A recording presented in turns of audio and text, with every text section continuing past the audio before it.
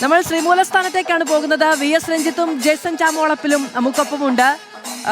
Jason, Sreemoolasthanam Vadakkunnathan ആദ്യം വന്നിരുന്ന ഇടം എന്നാണ് പറയുക. ക്ഷേത്രത്തിലേക്ക് പിന്നീട് അവിടെ നിന്ന് ശിവലിംഗം കൊണ്ടുപോയി എന്നുമാണ് വിശ്വാസം. അതുകൊണ്ട് തന്നെ പൂരത്തിൽ, അതിന്റെ വിശ്വാസത്തിൽ, ആചാരത്തിൽ ഒക്കെ എന്തിന് തിടമ്പേറ്റി എത്തുന്ന ചെറുപൂരങ്ങൾ വന്നു പോകുന്ന ഇടം, വിളംബരം ചെയ്തു പോകുന്ന ഇടം എന്നതുപോലും പ്രസിദ്ധമാണ്. അവിടെ നിന്നാണ് ജേസൺ ചാമോളപ്പിലും VS രഞ്ജിത്തും നമ്മളോടൊപ്പം ചേരുന്നത്. എന്താണ് പൂരദിനം അവിടെ നിന്നുള്ള കാഴ്ചകൾ ജേസൺ?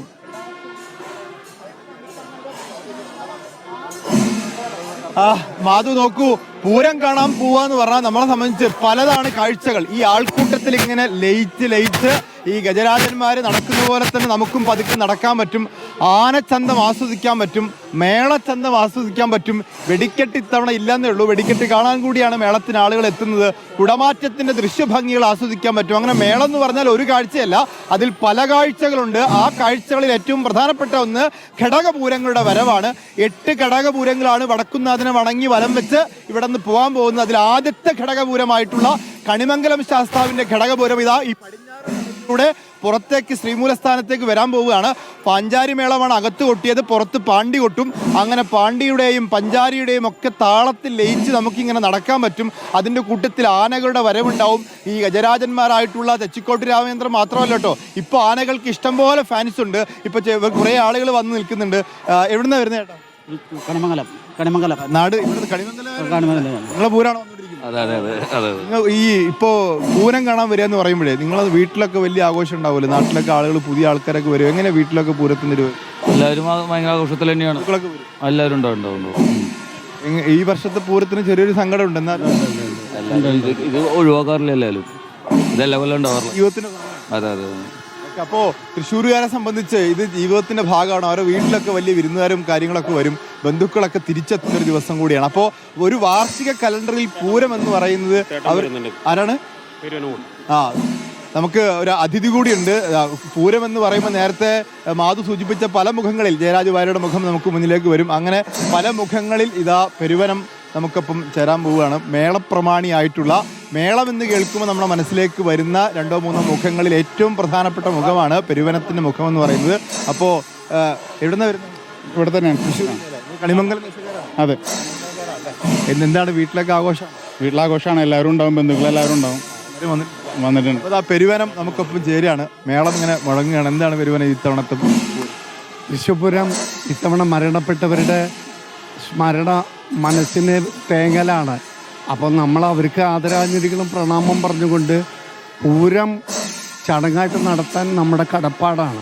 കടമകൾ നിർവഹിക്കാനുള്ള, കടപ്പാടുകൾ നടത്താനുള്ള ഒരു തത്രപ്പാടിൽ മാത്രമേ എല്ലാവരും തൃശ്ശൂർ കൂടിയിരിക്കുകയാണ്.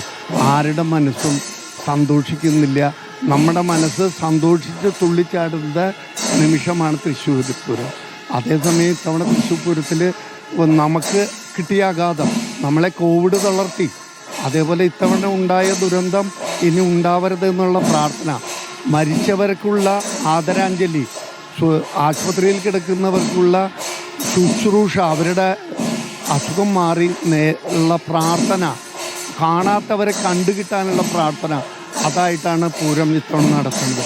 പൂരം വലുതാണ്, അതിൻ്റെ ആചാരങ്ങളും നിരവധിയാണ്. അതുകൊണ്ട് ആചാരം അനുഷ്ഠാനമായി നടത്തുമ്പോൾ തന്നെ അത് വലുതായി മാറും. ആചാരങ്ങൾക്ക് ഈ കലകളുമായിട്ടൊക്കെ വലിയ ബന്ധം. ആഘോഷങ്ങൾ ആചാരബന്ധിതമാണ്.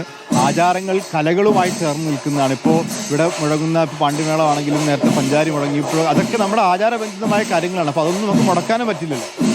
അതെ, ആചാരത്തിൻ്റെ ഭാഗമായിട്ടുള്ള കലാവതരണങ്ങൾ മാത്രമേ നടക്കുള്ളൂ. എല്ലാം പരിമിതമാണ്. വളരെ ചുരുങ്ങിയ തോതിലാണ് പൂരം നടത്തുന്നത്. പക്ഷേ എങ്ങനെ ചുരുങ്ങിയാലും പൂരത്തിൻ്റെ വലിപ്പമുണ്ട്. പിന്നെ പൂരം ഒരിക്കലും തളരാൻ പാടില്ല. അതുകൊണ്ട് നമ്മൾ കടമ നിർവഹിക്കുന്നു. കാണാൻ വേണ്ടി ഇപ്പോൾ നമുക്കിപ്പോൾ ഒരു ദുരന്തം പെട്ടെന്ന് ആകസ്മികമായി സംഭവിച്ചു. പക്ഷേ പൂരം കാണാൻ വേണ്ടി ഒരു വർഷം മുമ്പേ പ്ലാൻ ചെയ്ത്, ഒരു വർഷം മുമ്പേ ടിക്കറ്റ് എടുത്ത്, ഹോട്ടൽ റൂം ബുക്ക് ചെയ്ത്, ഒരു വർഷം എത്രയോ വർഷങ്ങളായി ആഗ്രഹിച്ചിട്ട് ഇത്തവണ വരുന്നവരൊക്കെ ഉണ്ടാവും. അപ്പോൾ അവരെ നമുക്ക് പിണക്കാനും മടക്കി അയക്കാനും പറ്റില്ലല്ലോ. പൂരം ഇത്തവണ നമുക്ക് സുഖദുഃഖ സമ്മിശ്രമം ആയിട്ടുള്ള പൂരങ്ങൾ ആണ് പലതും നമ്മൾ കണ്ടിട്ടുള്ളത്. ഇത്തവണ നമുക്ക് ദുഃഖം തരുന്ന പൂരമാണ്. നമ്മൾ കുറേ സുഖിച്ചവരാണ്. സുഖദുഃഖങ്ങൾ പൊറുക്കാൻ, സഹിക്കാൻ നമുക്ക് പ്രാപ്തമാക്കുന്നു. അത് ഈശ്വരനും അതുപോലെ ഓരോ അവസരങ്ങളിൽ നമ്മൾക്ക് ശക്തി തരും.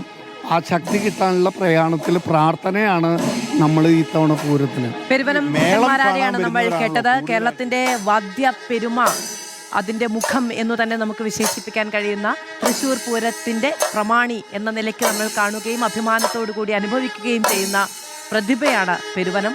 നമ്മൾ ഇന്ന് കേൾക്കാനിരിക്കുകയാണ്. ഇലഞ്ഞിത്തറയടക്കം ഇന്ന് പൂരത്തിന്റെ പെരുമകളായി നമ്മുടെ മുന്നിലേക്ക് എത്തുകയും ചെയ്യും.